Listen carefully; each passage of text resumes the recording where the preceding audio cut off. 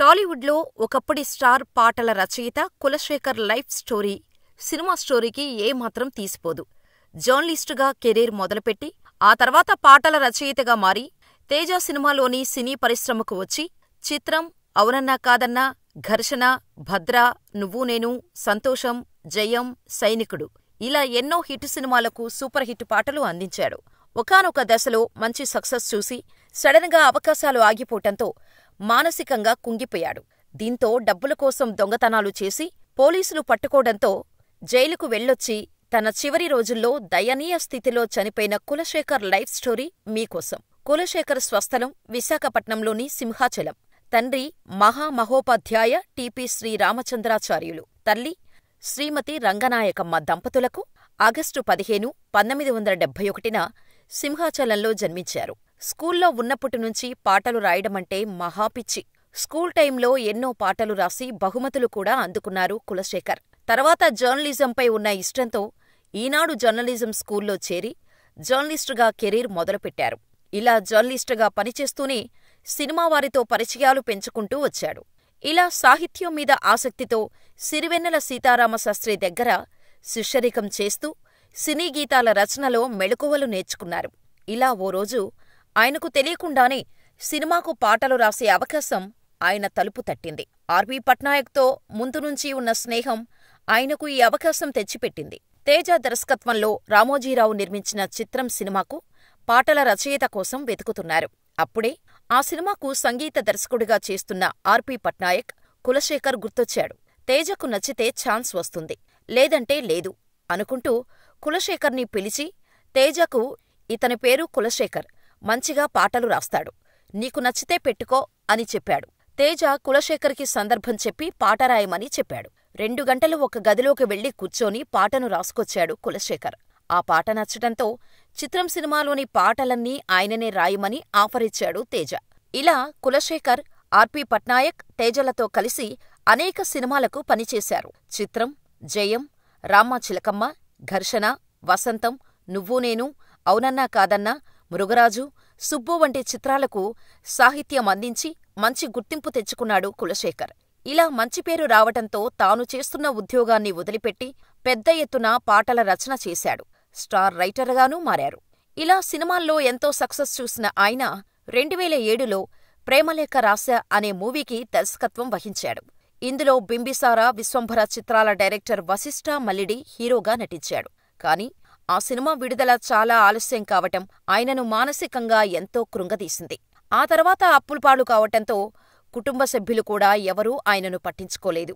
ఆయన చేసిన అప్పులతో విసిగిపోయిన భార్య పిల్లలను చూసుకోవడం కష్టమవుతుందని కులశేఖర్ని విడిచిపెట్టి పిల్లలను తీసుకుని వెళ్లిపోయింది. తన రెక్కల కష్టంతో ఓ ప్రైవేటు కంపెనీలో ఉద్యోగం చేసుకుంటూ పిల్లలను పెంచుకుంటూ వచ్చారు. దీంతో ఆమెను భర్తను వదిలేశావని ఎవరూ అనలేకపోయారు. అయితే కులశేఖర్ ఓ హీరోయిన్ మోజులో పడి మొత్తం కుటుంబాన్ని నాశనం చేసుకున్నాడని కూడా అంటారు. అలా జీవితంలో ఒంటరైన ఆయన మానసిక స్థితి సరిగ్గా ఉండేది కాదు. కొన్నిసార్లు ఎక్కడికి వెళుతున్నాడో అతనికే తెలీదని చెప్పేవాడట. ఇలా ఆలయాలను లక్ష్యంగా చేసుకుని పూజారుల బ్యాగులు, సెల్ఫోన్లను చోరీ చేయడమే కాకుండా 2013లో కాకినాడలోని బాలాత్రిపుర సుందరీదేవి అమ్మవారి ఆలయంలో శటగోపాన్ని దొంగలించాడు. దీంతో ఆలయ మండలి పోలీసులకు కంప్లైంట్ ఇవ్వటంతో గుడికి వచ్చిన పోలీసులు చెక్ చేస్తుంటే, అదే సమయంలో రెండో రోజు గుడికి వచ్చి భయంగా ఉండటంతో అది గమనించిన పోలీసులు విచారించగా కులశేఖర్ నేరం ఒప్పుకున్నాడు. ఇలా దొంగ అనే ముద్ర పడిపోయింది. శిక్ష వేసి కాకినాడ జైలుకు పంపించారు. ఇలా జైలులో ఉన్న సమయంలో ఆయన మానసిక స్థితి సరిగ్గా లేకపోవటం గమనించిన పోలీసులు ఆయనను రాజమండ్రి జైలుకు పంపించి వైద్యం చేయించారు. ఇలా 6 నెలల తర్వాత జైలు నుంచి ఆయన రిలీజ్ అయ్యారు. ఆ తర్వాత ఆయన ఎక్కడికి వెళ్లాడో, ఏమైపోయాడో ఎవరికీ తెలియదు. ఇలా ఉండగా 2018 సంవత్సరంలో మళ్లీ ఆయన తెరపైకి వచ్చాడు. 2018 అక్టోబర్ 28న హైదరాబాద్ పోలీసులు ఓ ప్రకటనను విడుదల చేశారు. సినీ పాటల రచయిత కులశేఖర్ని అరెస్ట్ చేశాం అని చెప్పటంతో అందరూ షాకయ్యారు. ఆలయాల్లో పూజారుల బ్యాగులు, సెల్ఫోన్లు, శటగోపాలు తస్కరిస్తూ బంజారాహిల్స్ పోలీసులు అరెస్ట్ చేసినట్టు ప్రకటించారు. కులశేఖర్ ఈ దొంగతనాలు చేసినట్టు విచారణలో తేలటంతో ఆయనను చంచల్గూడ జైలుకు పంపించారు. దీంతో మీడియాలో కులశేఖర్పై అనేక వార్తలు రావటం మొదలయ్యాయి. సినిమాల్లో స్టార్ గేయ రచయితగా ఉన్న కులశేఖర్కి ఇదేం పోయే కాలమంటూ అందరూ మీడియాలో ప్రచారం చేయటం మొదలుపెట్టారు. ఈ వార్తలను చూసిన కులశేఖర్ స్నేహితుడు, ప్రముఖ జర్నలిస్ట్ కోవెల సంతోష్ కుమార్ గారు స్పందించారు. కులశేఖర్ గురించి మీడియాలో తప్పుడు ప్రచారం జరుగుతోంది. కులశేఖర్ అటువంటి వ్యక్తి కాదు. సినిమా రంగంలో ఉన్న కాలంలోనే ఆ రంగంలోని జాడ్యాలు సహజంగానే కులశేఖర్కు అంటుకున్నాయి. అవి క్రమంగా ఆయన ఆరోగ్యాన్ని దెబ్బతీశాయి.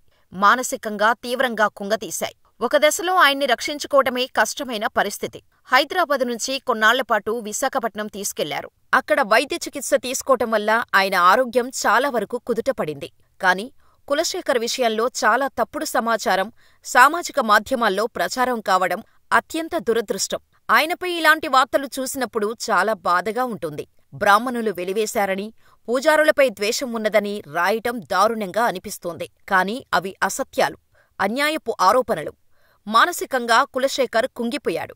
అటువంటి పరిస్థితుల్లో భార్య, కుటుంబ సభ్యులు వదిలి వెళ్లిపోవటం అతని దురదృష్టం. ఆ టైంలోనే ఏదో రకంగా పూట గడిచేందుకు గత్యంతరం లేక ఈ రకమైన దారులను వెతుక్కొని ఉండొచ్చు. జీవితాంతం సినీ మేనియా కులశేఖర్ను విడిచిపోలేదు. కాని సినిమా ప్రపంచంలోకి తిరిగి వెళ్లటానికి అవ్వలేదు. కాకినాడ ఘటన జరిగినప్పుడు కూడా కులశేఖర్ని కాపాడటానికి మా ఫ్రెండు రమణమూర్తి చాలా ప్రయత్నాలు చేశాడు. కాని కులశేఖర్ మన లోకంలోనే లేడు. అప్పుడే బాగా ఉన్నట్టు కనపడతాడు. కాని అంతలోనే స్వభావంలో మార్పు వచ్చేస్తోంది. కులశేఖర్ మంచివాడు. కొంచెం మార్పు వచ్చాక చిత్రపురి కాలనీలోనే ఉంటూ తిరిగి పాత కులశేఖర్గా మారటానికి తీవ్రంగా ప్రయత్నించాడు. కాని ఇంతలోనే పంజాగుట్ట సెంట్రల్ దగ్గర రోడ్డు ప్రమాదంలో ఆకస్మికంగా చనిపోవటం నిజంగా గుండెను పిండేస్తోంది. దయచేసి కులశేఖర్ గురించి తప్పుడు వార్తలు రాయొద్దు అని క్లారిటీ ఇచ్చారు కోవెల సంతోష్ కుమార్.